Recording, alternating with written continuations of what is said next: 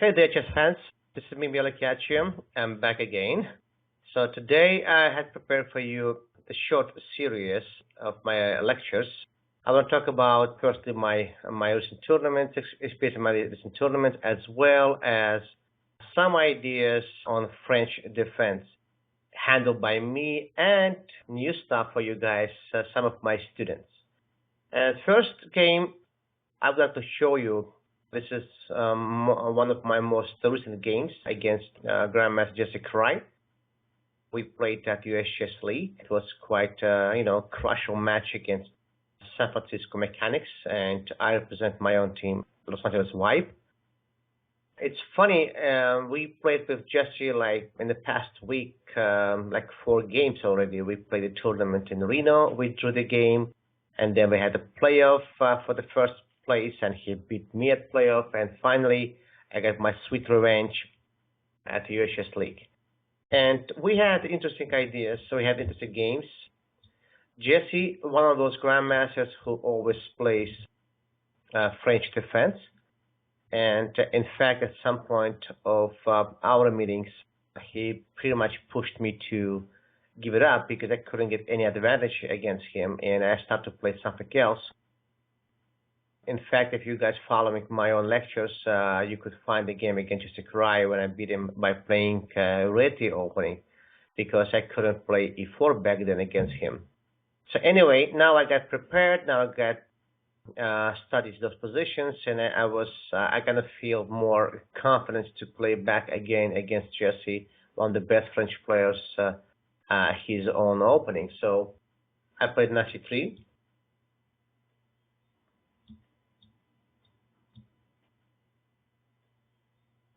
In Reno, in October tournament, and Reno, Jesse played against me his pet line. He played against me in takes e4, and we had this interesting also game, but with his old theory also.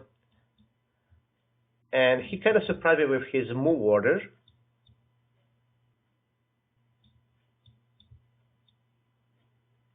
I played Queen e3.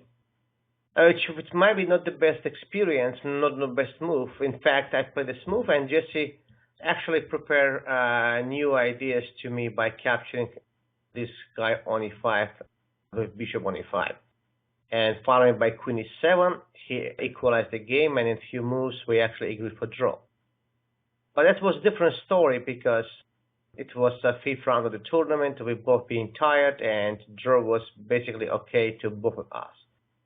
So now, since my team needed desperately to play for a win, on move 4, I guess Jesse first, who figured out I prepared something against d takes e4, he played bishop e7, which allows me to play one of my favorite openings against French defense.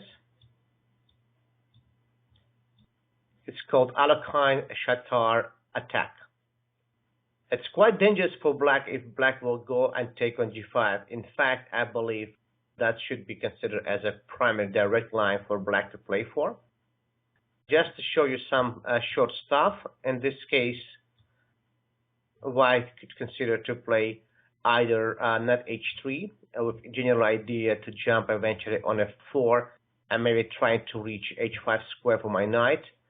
That's quite important square, as well as and leaving the g4 square for the queen to be there and attacking g7.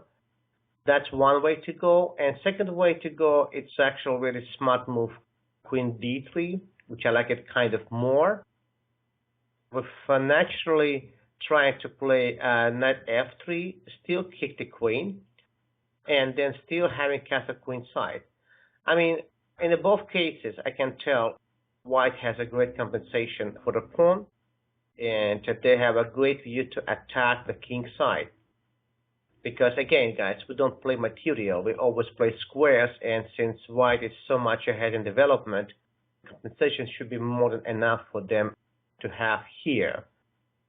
Not many players will take on g5 against you. And today's days, after h4, the popular weapon against Chater is knight c6, which in fact recently I faced already like 3-4 times, Anytime when I play Shatar, most of my opponents are actually choosing to play knight c6. And here I made my own study. And this is what I'm trying to actually show you guys. This is my way of handling kind of French defense or some particular lines. Thierry says always play knight f3, suggesting as a best move knight f3. But on my experience, I noticed anytime when I play knight f3, let's say black strike, which is quite typical strike anyway in this kind of situations. Firstly, this guy is supposed to be going to queen side since he already played h4, and we have some issues by choosing the way how to do it. Let's say if we play here queen d2, in some lines, I'm not saying always, in some lines black jumps on e4, forcing white to capture on e4, and then when this pawn takes on e4, it's actually hit to knight. And that's why, to avoid that, to make sure this never happens, I'm trying to kind of switch move order. I'm not playing queen g4 because I believe if he takes on g5, h takes g5, my queen's view is going to get blocked. I'm not playing knight f3 because I already explained to you why. So what I do, I play queen d2. I'm waiting. I'm waiting until what black will do. And now, in fact, if you play f6, then I will capture on f6, let's say something like this. I play castle, and now I'm not really care about your knight e4 move, since there is no contact, and if you do that, I guess I can consider to take on e4, followed by maybe bishop b5, and pretty much destroy you as well. So this is a tricky move order, which I recommend for you guys to consider.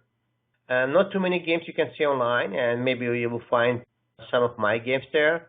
So I tried against several people already, like averaging like maybe like a strong masters and more. And so far, it's like a killing result. So far, I haven't made any single draw in this line. So queen d2. My opponent played here castle. Castle. Well, now, if you play f6 now, I'll take it on f6, gf, and I play bishop b5. So now that's why my opponent played here a6. I had a very similar game against the Grandmaster Muradiabadi at Grandmaster tournament a couple months ago in LA. And back then I played something like knight f3, which allows black to play f6 and has same kind of defensive ideas. So this time I had prepared something else in my mind. I prepared a move which is more sharp f4. So it looks like this move is terrible because it blocks my own bishop. But what I do, I'm actually following the principle of Nimzowitsch by overprotecting or providing overprotection to my most important square, e5 pawn. I'm trying to make sure I'm going to get stronger in the middle. Besides, I'm trying to place my knight behind the pawn structure, which everyone should know. When knight stands behind the pawns, he actually feels much better. I also trying to play, let's say, something like knight f3, bishop d3, and following by attacking on the king side. And also, guys, you need to understand when you have a pawn structure, French pawn structure like this. So typically, against this pawn structure, one of the possible ideas for you to play as well is to play f5, f6 moves. So f4 move was quite smart, and it was one of my new ideas in this kind of systems. So Jesse played b5. And finally, he gets back to idea of striking. Otherwise, again, as I said before, it's quite dangerous for black to handle this line because they can't really leave everything like unattended on the king side, since my attack should be stronger. Always believe in your attack if you control the center. Always remember this. Since you control the center, especially when you're ahead in development and you have a space advantage in the middle, so your attack should be more dangerous than attack on the queen side of your opponent, because you should be more ahead. because black still needs to make so many moves to figure out how to open the files, open the lines, connect the queen, and you are already here. You are already knocking his door by playing f5 and trying to play f6 and destroy him. That's why black needs to be fighting for the center, which I was actually expecting. And that's one of the ideas behind f4 setup. As soon as this thing's happening, I have this move. You can tell me why would I do that? Why would I trade my good knight for this knight on c6, which actually blocks the movement of c pawn? The reason is when I play knight e5, this is concrete issues. In these systems, every time when you play Shatar and you play against this system of knight c6, as I said before, you always expect f7, f6 shot, strike. And this strike designed for black knight from d7 to re-jump on f6 and try to get access to e4 square. So it means white always kind of want to make sure they are ready for this knight to be jumping on e4. And my idea is, if he takes it, take by d pawn and actually prevent this jump on e4. And since they can't take on e4, they can't jump on e4, I don't think so they have any moves here. I'm not saying they clearly like a loss, but they are in danger to lose, because this is clearly could be ending for them by losing the knight, as well as if this play here, also quite dangerous. And if they play something like this, it's also scary, because I can actually take on e7 followed by this, and then all this geometry comes up here. So my opponent cannot take my knight. He plays here bishop b7, and now we're still improving position by playing queen e3, by reminding black about their problem with e6 pawn here. And now pretty much black forces to play knight takes e5. One of my tricks was, if black plays, let's say, knight d7, here, natural move, I have queen h3 move, and I attack e6 pawn, and I don't see, to be honest, how to defend that pawn. So if you play that way, knight has no squares to get back, and that knight could be simply a loss, something like this, maybe. I'm not sure, maybe bishop e2, quite interesting here, maybe even g3 move.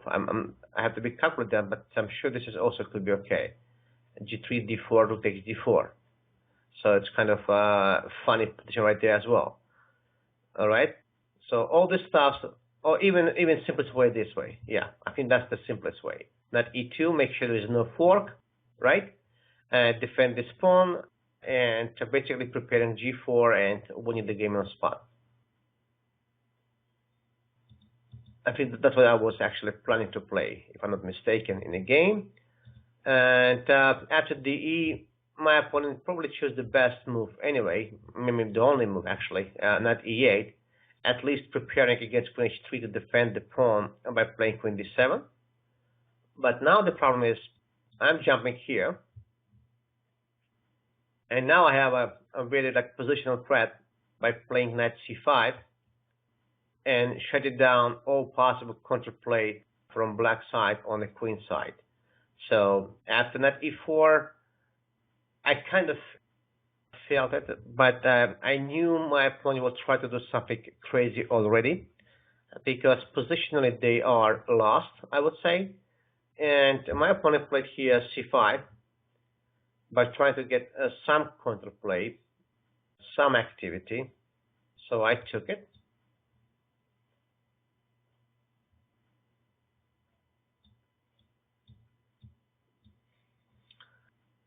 Well, what's going on here? Well, firstly, guys, my advice to you, when you have this, let's say, attacking like process on the both sides for you and for your opponent, first, most important for you guys to always keep yourself calm, always try to keep the game under control. Don't get panicked, don't get emotional, don't get so excited. You can say black also has a huge view to attack. It's not true for the reason, first reason, obviously, white has extra material. Second reason, white control the center and white's pieces are better organized.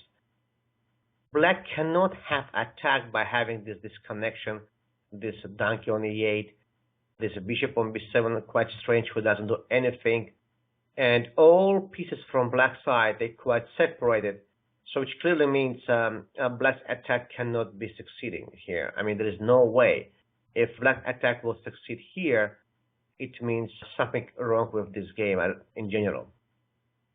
So the only requirements for you to find what's the best way to deal with this kind of attack and make sure it will never be developed.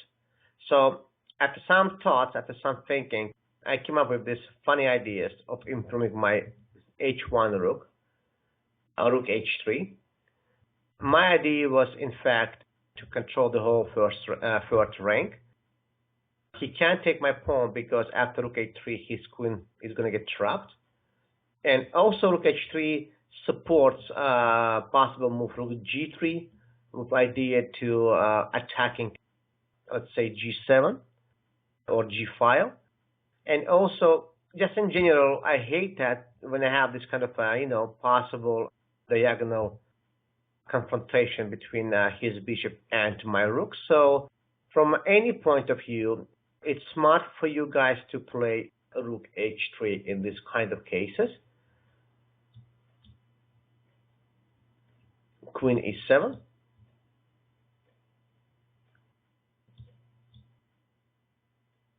And here, originally when I played rook h3, my original thought was to play rook a3, which still, by the way, is strong. And I thought this is actually over on spot. But then I saw move knight a8, and it's funny when I saw this move, and I feel, you know what? It's kind of, she's getting some activity. My bishop is still doesn't do anything. I mean, if I move my bishop, I'm going to have some issues with this pawn. If I defend my pawn, then he might do rook c6. So he does have some kind of play, I'm sure this is still good for white. And if I go to the end game, his kind of knight gets back to here. So why I show this line to you guys, I want to make sure everyone understands. These kind of moves always must be in your mind. You must be always creative at your game time, because sometimes when you're missing these moves, it will cost you a game. So after looking for this position and trying to figure out the best way for me to play, I said to myself, well, his attack's still nothing, so let me simply defend this pawn, make sure I will never blunder that pawn. And when I saw this, I figured out my pawn is completely tight. Completely tight. I have to admit this way. So he can't really play anytime here h6, since I always can capture on f6 and destroy black. Okay. One of the funniest line, something like let's say h6. This I can still go back actually here, not even here, which is still fine. But queen d6, because if he takes me, I play here and he's queen trapped. So I knew he can't play h6 yet. And if he switch move order, again, he can't play h6 because same threat. So pretty much here, my opponent forces to play b4 to control this square. And now it gives me an opportunity to play rook b3. I simply want to take this pawn for free. Again, if black plays h6, we just talk about creativity and visualizing the board. That was killing black. That's why h6 still doesn't work here. Black plays probably the best move. They played here, knight b5. And now I had several ways to finish the game. And again, when you are winning, I guess what you care most is making sure your opponent didn't get any counterplay. And in this case, I obviously my move candidates would be like a take on e6, take on b4. Well, clearly you need to understand what's the purpose of this move, leaving this guy unattended. Well, purpose is very simple. If you take this guy, he plays back on c7, so he simply attacks my pawn on c2, and white has some actual issues to defend this pawn, because no matter how you defend your pawn, black plays knight d4 and attacks the queen, attacks the rook, and this rook cannot be like, let's say, I can't take this guy because it's simply, I'm going to get mated. So black has some tricks here. Clearly, when you, again, winning, you want to try to trade the pieces, and my next impression was, what if I take this guy? Which I'm sure still fine, but one of my lines was quite crazy. In my calculation, I said, okay, this is the line to go. That's how I calculate. h6 looks like my bishop trapped. I have a4 move. And it looks like I'm actually winning because this is like destroying everything here.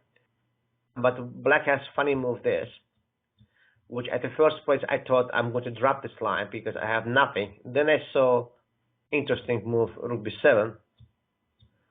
And then I saw this. And it looks like white now wins on spot because I mean won so many pawns. I'm like 3 pawns up, and this guy hanging. And in case if you go, let's say rook c7, I'll take this rook on c8. I'm on c8, and my bishop will be free. Then I saw this, and it looks like my bishop is gonna get free. But after this funny move, my bishop actually finally trapped. So even so, here I thought I have moves like such as like f5 or before f5 or c4. But anyway, why to play that if I'm sure I could have better solution, better moves to play? So after spending some time, after trying to figure out the best move for me to play, I found quite a simple solution. I took this guy down, following, remembering one of the famous quotes of Mikhail Tal, no knights, no attack, no mate. So he must take my queen on b5.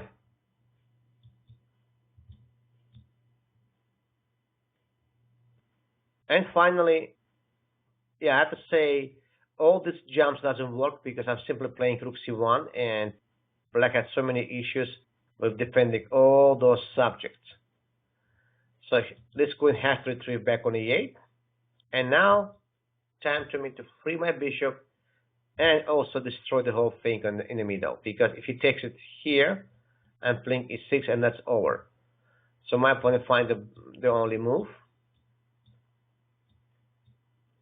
And here I decide just to go for endgame with 2 extra pawns, which still requires some technique, and I'll show you quickly what happens here. So my opponent tries to do his best to at least organize some counterplay and activate his rooks, which has been sleeping for quite a long time. Now my job, make sure I didn't bother anything, and I'll be safe. So far his bishop still on b7 in bad shape. Now again, restriction. Remember this: the difference between end games and middle game, the board is more empty, and what you should do, what you should be your primary consideration, it's try to, by maximum activate your own pieces and try to make sure your opponent's pieces doesn't get any activity. So let's say my opponent played here, he wants to play d4, immediately rook d4. So make sure he never moved. This guy's still in bad shape. And here I played king b2. It's okay to trade one pair of rooks. Now his bishop's still in bad shape. And when he tried to activate his rook, which is by the way the best defense, now I'm going to remind my opponent about my g-pawn. I want to reach here and win the game. So I knew my opponent played bishop c8, the only move. And now it's kind of thinking process from the end. I saw if I play a g5, he plays a rook e6, which is still most likely win. But to avoid this small chance for black, I'm going to activate my rook and then play here. And then another detail, but I want to see and show you technique. So clearly you can play rook f4, rook f2, it's still fine, but this is like most precise. Rook f5, why it's more precise? I'm attacking his pawn, I'm forcing his rook to be on d6. It means his rook is going to be on a passive position. And when I push his rook to be on passive position, then I go back on f2, just in case, keep my eye on c2 pawn, make sure all my subjects well defended. So the best for black to play bishop g4, try to improve the bishop. And now my king comes up. Now more space.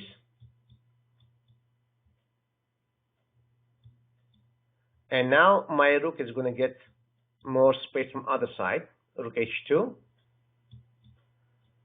So you see, whole time I'm pressing and I'm trying to actually control the as more as possible squares, make sure my opponent have no chance, nothing here. So after rook h7, he put this.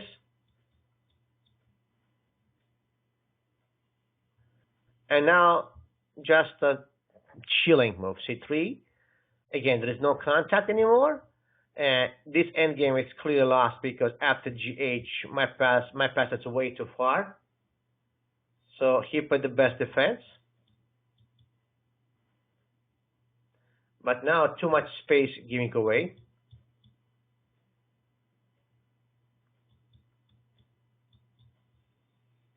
So make sure this guy never gets any activity, nothing. And finally, I need to remove this defender.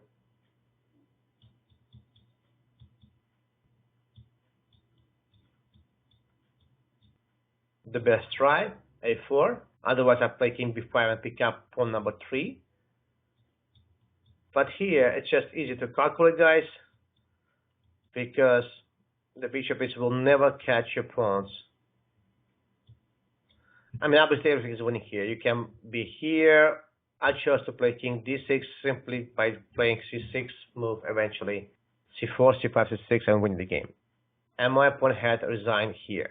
So again, this game had been played in week 9 of US Chess League between LA Vibe and Mechanics Chess Club and them, and it was quite a crucial, important match between us and especially for us, try to qualify for a playoff.